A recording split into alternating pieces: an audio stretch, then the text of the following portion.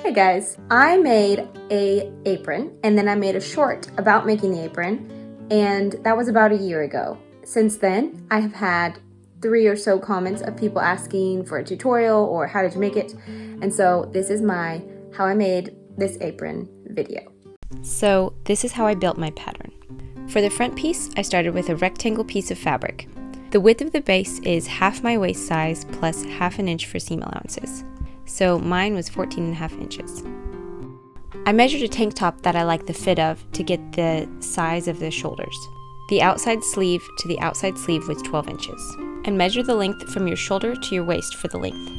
Mine was 15 inches. So if we pretend this paper is my fabric at 14.5 inches wide, I folded it in half and measured 6 inches, which was half of the 12 inches for the sleeves, from the center. Then I measured 2 inches toward the center for the sleeve.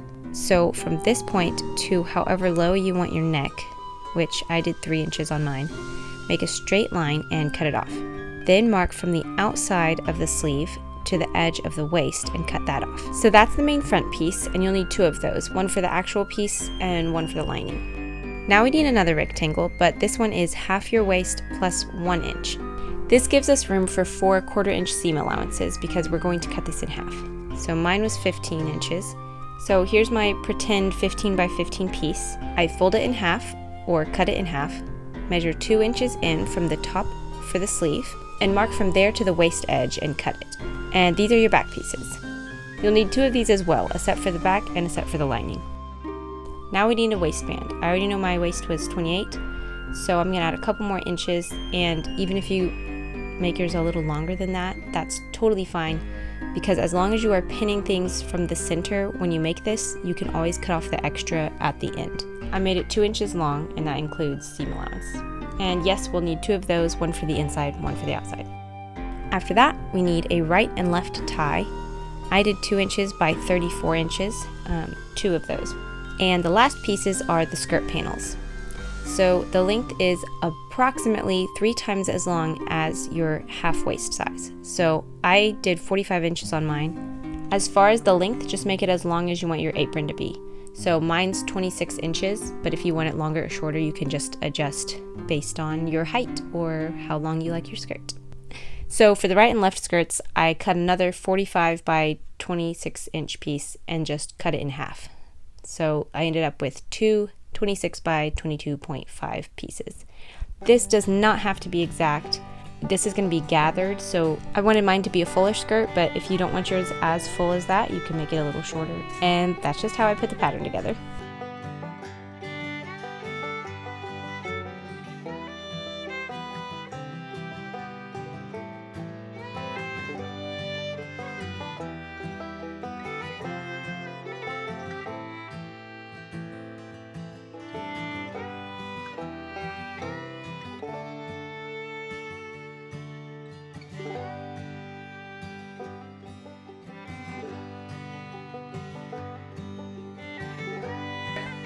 This is going to be the lining. Once this is sewn here, the inside will be this way, and then this is going to be sewn here so that it will go over that.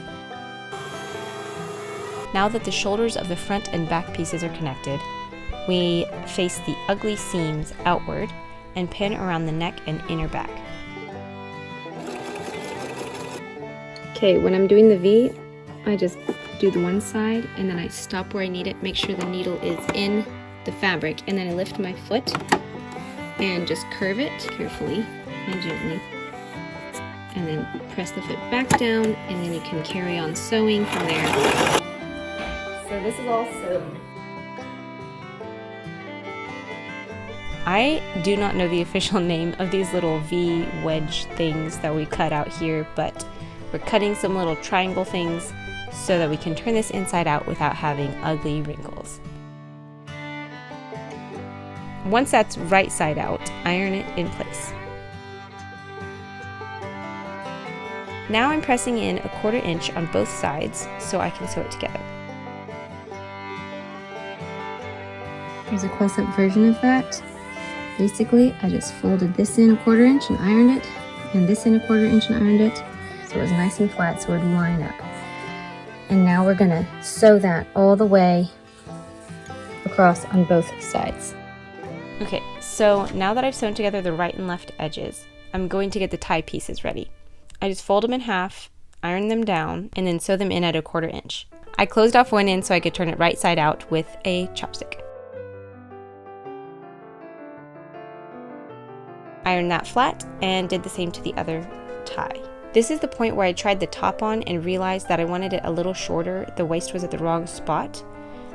Don't worry, the pattern I showed you at the beginning was what it ended up being, but it is a little tricky to see what's happening here because of this extra piece that I ironed up instead of cutting off, so I apologize for that. But basically, I attached the waistband to the top and back pieces. Be careful to make sure the armholes are laying the way you would wear it before attaching the band. Pin it together and pin on the ties and sew it on. Once that's all connected, iron it flat.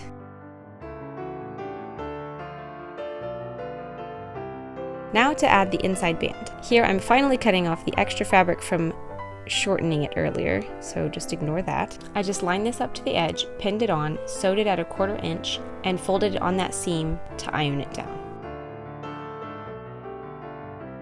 Next, I hemmed the bottom and side edges of the skirt pieces, then hand stitched for gathering. I gathered it to the 14-inch length, anchored the thread to keep it from unraveling, and pinned it evenly across.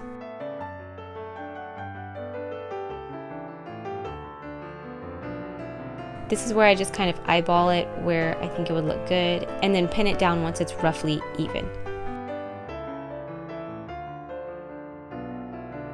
The right side of the top and the right side of the skirt are facing each other. Now I carefully sew it together.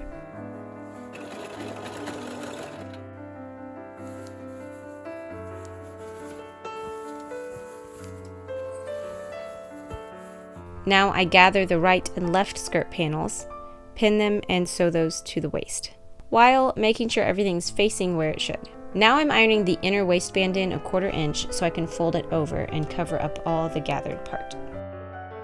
I hand sewed these together so I could hide the stitching.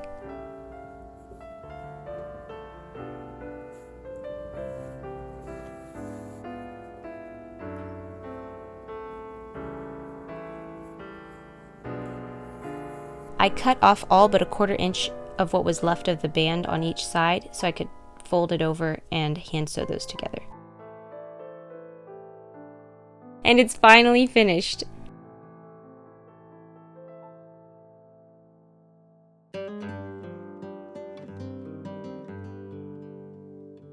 Hopefully that was easy enough to follow. I actually had a much harder time than I thought I would trying to put into words what I was doing, but along with the video, I'm hoping that this is clear enough for you to follow to be able to make your own.